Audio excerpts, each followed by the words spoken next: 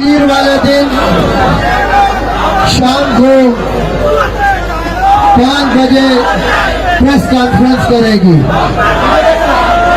और उस press conference में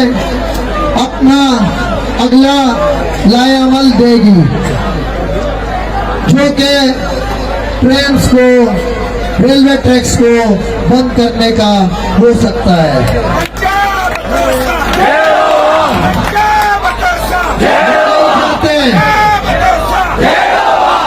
हम नहीं चाहते हैं कि हम कोई ऐसा कदम उठाएं जिससे हमारा विफाक, हमारा वफाक कमजोर हो। हमारा मकसद सिर्फ एक है कि ये जो 6 कैनाल्स हैं, जिनकी वजह से इस टाइम पूरा सिंध सरापा एहतिजाज है और इस टाइम पे